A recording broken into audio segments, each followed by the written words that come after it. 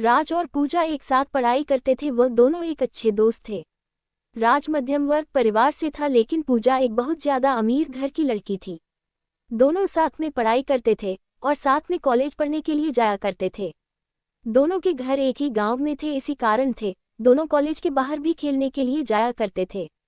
ऐसे में राज और पूजा दोनों में काफी ज्यादा गहरी दोस्ती हो गई थी। दोनों में काफी ज्यादा मित्रता होने के कारण दोनों एक अच्छे दोस्त बन गई थी। लेकिन दोनों में आपसी में कभी प्यार की बातें नहीं हुआ करती थी, मतलब कि कभी दोनों एक दूसरे को ज़ाहिर नहीं किया था कि वह एक दूसरे को प्यार करते हैं। धीरे धीरे इनकी दोस्ती और गहरी बनती गई और इन दोनों को दोनों के साथ रहने की आदत हो चुकी थी और दोनों कभी भी अलग नहीं रह सकते थे। धीरे धीरे राज को पूजा से बेइंतहा प्यार हो गया था, लेकिन पूजा को इस बारे में नहीं पता दे। पूजा हमेशा चाहते थे कि वह एक अमेरिका तथा विदेश में रहने वाले लड़के से शादी करेगा जो बहुत ज़्यादा अमीर होगा। लेकिन राज एक मध्यम वर्ग परिवार से था, इसी कारण से पूजा की ध्यान राज पर नहीं गया। पूजा हमेशा से ही चाहते थे कि हमें अमेरिका में रहने वाले लड़के जो बहुत ज़्यादा कमाते हैं, मैं उन्हीं से शादी करूंगी और उनके साथ पूरी जिंदगी भर खुश रहूंगी। धीरे धीरे समय बीतता गया। पूजा की शादी की उम्र हो चुकी थी। उनके माता पिता जी हम लड़के ढूंढने की तैयारी कर रहे थे। जैसे ही एक दिन पूजा राज कहता है कि मेरे पिताजी तथा माताजी मेरे लिए लड़का ढूंढने का प्रयास कर रहा है, तो उसके बाद राज के पैरों तले जमीन निकल गई, क्योंकि राज भी पूजा से बेइंतहा प्यार करता था। लेकिन राज पूजा के मन के बात को जानता था चित्र से कि हुआ क्या चाहती है, और पूजा तो हमेशा से ही अमीर लड़के से शादी करने के लिए चाह रहे थे। ऐसे में अगर राज अभी तो पूजा से शादी नहीं हो सकती थी, इस कारण से हुआ चुप ही रहा और जो हो रहा है उसे होने दिया। धीरे धीरे जैसे ही उनके माता पिता जी ही लड़का ढूंढने का प्रयास करने लगा था, वैसे ही एक अमेरिका से लड़का आया था शादी करने के लिए, जिसका नाम पीयूष था। बहुत ज़्यादा अमीर घर का लड़का था। वह अमेरिका में जॉब करता था और उसकी महीने की कमाई तकरीबन $500 प्रति घंटा थी। जैसे जैसे शादी के बाद भी चलता गया, वैसे वैसे राज की जिंदगी खराब होने लगी थी। वह अपने आप में किसी भी चीज़ पर ध्यान नहीं देता था, साथ ही पढ़ाई लिखाई पर भी ध्यान नहीं दिया करता था। राज को पूजा के जाने का गम सताने लगा और वह चाहकर भी इस बात को नहीं बोल सकता था कि राज पूजा से शादी करेगा, क्योंकि राज के पास से अपनी हैसियत नहीं थी जितनी हैसियत के लड़के के बारे में पूछा आपसे सोचा करते थे और रात को भी बताया करते थे, युवा कितनी हमें लड़के से शादी करेंगे। रुलाने वाली लव स्टोरी। धीरे बात फाइनल होने लगी थी शादी की। पूजा और राज के बारे में काफ़ी लोगों की बहुत ज़्यादा पता था कि ये दोनों हमेशा साथ में रहते, हो सकता है दोनों की शादी एक साथ हो। उसके बाद एक दिन पूजा राज कहती है कि मेरी तो शादी होने वाली है, क्या तुम अपनी शादी नहीं करोगे? पूजा कहता है कि मेरा अभी शादी करने का मन नहीं है, पहले तुम कर लो, उसके बाद मेरा मन होगा तो मैं बाद में शादी कर लूँगा। वह दिन दूर नहीं था जब पूजा की शादी नज़दीक आ रही थी। जैसे जैसे पूजा की शादी नहीं दिखा रही थी, वैसे वैसे राज का जीना मुश्किल होने लगा था। वह अपनी लव स्टोरी इन हिंदी के बारे में किसी से कुछ नहीं कहता था और लोगों को भी ये पता नहीं, कुछ भी नहीं चल रहा था कि राज पूजा से प्यार करता है। जैसे जैसे पूजा की शादी नज़दीक आ रही थी, वैसे वैसे राज की जिंदगी में बेचा ही नहीं हो बेदर्द जिंदगी शुरू होने वाली है हो रही थी। जैसा कि आप सभी लोग रुलाने वाली लव स्टोरी को बहुत ज़्यादा पसंद करते हैं, ठीक है, इस कहानी में भी है। इस कहानी में राज जब एक दिन दिखता है कि पूजा के घर में बहुत सारे आदमी आए होंगे और उसके घर में पीयूष जिससे पूजा की शादी होने वाली थी वह भी आया हुआ था। जितना देखते हैं राज सब कुछ समझ गया कि पूजा की शादी फिक्स होने वाली है और राज मन ही मन अपनी औकात पर पछतावा कर रहा था कि अगर मेरे भी औकात होती है ज़्यादा पैसों की, ज़्यादा अमेरिकी, तुम्हें भी पूजा जैसा नहीं कर सकता था। जैसे ही पूजा की शादी फिक्स हो गई थी, उस दिन रात में राज रात भर नहीं सोया था। वह रात भर अपने बिस्तर में रो रो कर अपने प्यार को याद कर रहा था। राज सोच रहा था कि मैंने प्यार में किया तो ऐसा प्यार किया कि नहीं उसे बता सकता हूँ और ना ही उससे शादी कर सकता हूँ। इसके बाद राज फिर सुबह उठकर है और पूजा के घर चला जाता है, क्योंकि पूजा में उसके घर आई थी राज को बुलाने के लिए। दोनों की शादी में महज कुछ ही दिन बाकी थे। पूजा अपनी शादी को लेकर बहुत ज़्यादा खुशी में थी। इधर आज अपनी जिंदगी को लेकर लेने सपने, दादा रात भर रोया करता था अपनी सैड लव स्टोरी को लेकर। दोस्तों, हमेशा से ही प्रेमी प्रेमिका के बीच में यही सब होता आया है। जब भी कोई किसी से सच्चा प्यार करता है वह उसे बहुत ही मुश्किल से मिलता है और सच्चा प्यार की कहानी बहुत जल्दी अंत हो जाती है। अब तो पूजा की शादी होने ही वाली थी। राजेश की तैयारियों में बिजी था। पूजा राज को अपने साथ कभी मार्केट लेकर जाती है तो कभी कपड़े खरीदने के लिए रुक अभी दर्जी के यहाँ। राज बेचारा पूजा की शादी को लेकर बहुत ज्यादा तैयारियां कर रहा था। साथ ही है राज को मन ही मन बहुत ज्यादा उदास भी रह रहा था कि उसकी जिंदगी में से पूजा जाने वाली है। लेकिन फिर भी वह किसी से कुछ भी नहीं कह रहा था और अपना काम सही और सही समय पर कर रहा था। अब तो वह दिन भी आ गया जो पूजा की सगाई हो रही थी। फिर भी उसके एक ही दिन बाद पूजा की शादी थी। सभी मेहमान लोग आ चुके थे। राज मेहमान की खातिरदारी कर रहा था तथा अब तो बाराती भी आने वाले थे पूजा की, और वह बाराते की खातिरदारी अथवा सम्मान करने के लिए तत्पर खड़े थे। आपको बता देगी, दिल में इतनी ज्यादा दर्द होने की वजह से अपनी प्यार की कहानी किसी को बताए बिना एक बार चुपचाप सब कुछ जान कह रहा था। अब तो पूजा की शादी हो गई थी। पीयूष बस के साथ घूमने फिरने के लिए तथा हनीमून मनाने के लिए कहीं दूर जाने वाला था। राज मन ही मन उदास हो रहा था। उन्होंने पूजा को लेकर खो गई चिंता ही छोड़ देते, क्योंकि अब तो पूजा की शादी भी हो गई थी। अब तो कुछ नहीं होने वाला था।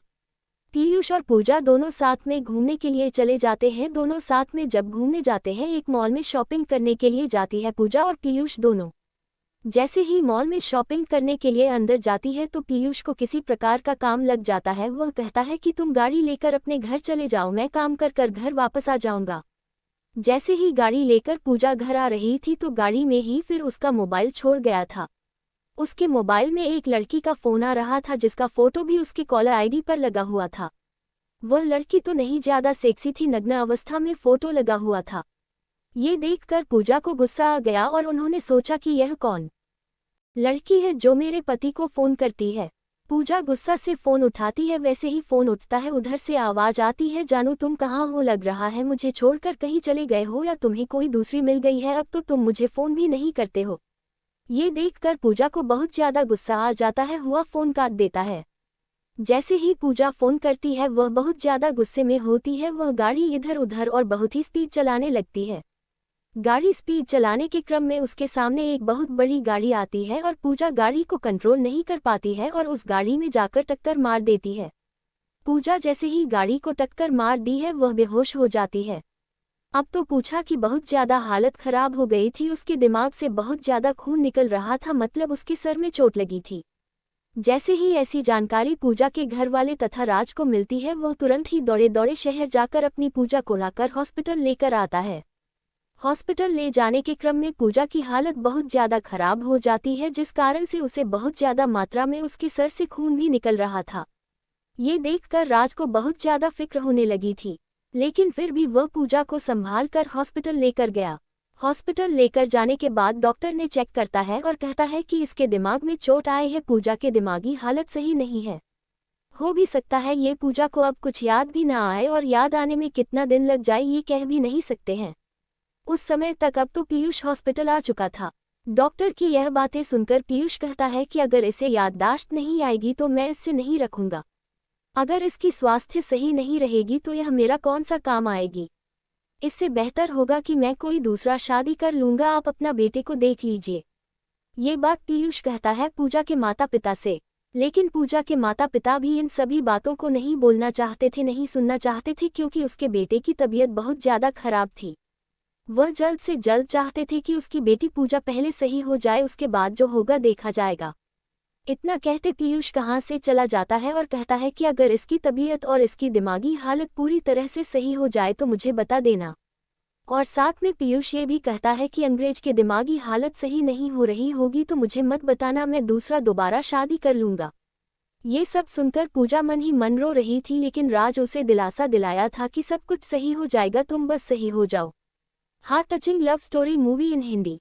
अब तो पूजा को छोड़कर पिक्स अभी चला गया था, लेकिन उसकी देखरेख करने के लिए राज वहां मौजूद था। एक दिन और रात एक करके पूजा को अपनी मेहनत से बहुत ज्यादा सेवा कर रहा था।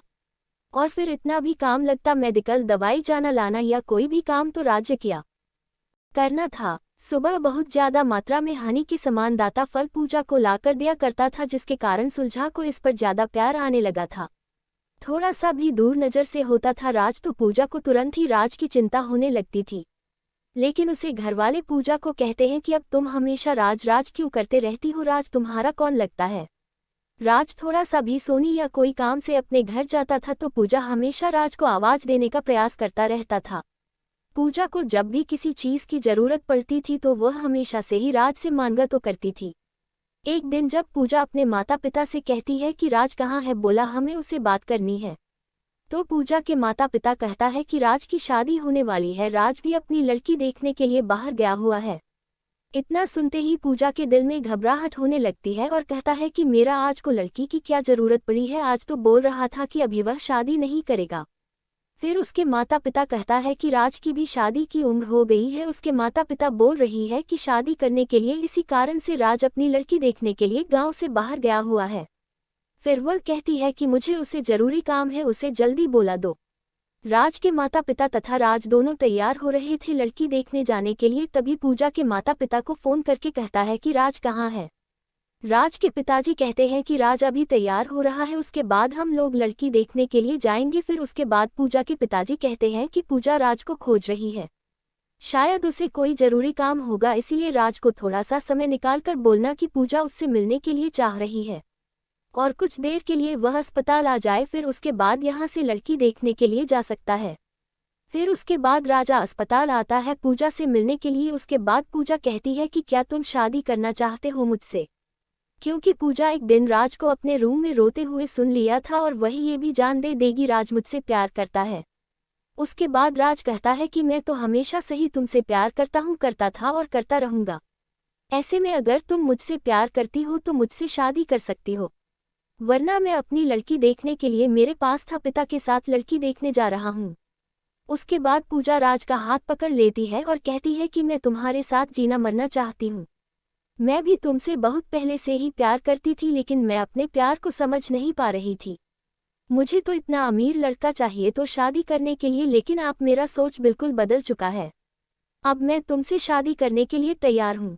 फिर कुछ दिन बाद पूजा पूरी तरह से ठीक हो जाती है और फिर अपने घर वापस चली जाती है। उसके बाद पूजा के पिताजी उसके माता पिता को बुलाता है और कहता है कि आपके बेटे ने कहा था कि वह पूजा से शादी नहीं करेगा, हम लोग आप सारा रिश्ता तोड़ने वाले हैं। उसके बाद पीयूष माफ़ी मांगता है और कहता है कि मैंने गलती से बोल दिया, तो मुझे लगा था कि अब पूजा सही नहीं होगी, लेकिन अब तो पूजा बिल्कुल सही हो गई है, मुझे ही पूजा को रखने में कोई आपत्ति नहीं है। लेकिन पीयूष की हकीकत जानने के बाद पूजा कहती है कि उसका चक्कर बाकी अन्य लड़कियों से भी चलता है, इस कारण से मैं फिर उसे शादी नहीं कर सकती हूँ। उसके बाद पीयूष बहुत ज़्यादा मिन्नतें करता है, लेकिन राज के माता पिता और पूजा के माता पिता नहीं मानते हैं। उसके बाद पूजा अपना रिश्ता सारा उसे तोड़ देती है और दोनों फैमिली के बीच पूरी रिश्ता खत्म हो जाता है। उसके बाद पूजा हो रहा है कि शादी बड़े ही धूमधाम से सभी के आज्ञा के अनुसार होती है। शादी के दिन पूजा और है राज बहुत ज़्यादा खुश थे। पूजा को क्या मालूम चल गया था कि पैसा कुछ भी नहीं होता है अगर जिंदगी में प्यार नहीं है तो, क्योंकि पैसा तो कमाया जा सकता है, लेकिन एक अच्छा इंसान जो प्यार करने वाला होता है वह कभी नहीं मिल सकता है। पूजा को यह अच्छी तरह से मालूम हो गया था कि जिसके पास ज़्यादा पैसा रहता है वह ज़्यादा ही लड़कियों के चक्कर में रहता है, और जो बाहर देश में रहता है वह तो बहुत ज़्यादा लड़कियों के चक्कर में रहता है। इसी कारण से वह अपने पड़ोस में रहने वाले राज से शादी करने का फैसला किया था। अब तो शादी करके दोनों अपनी अपनी जिंदगी बहुत अच्छा था, बहुत मस्ती के साथ गुजर रही थी।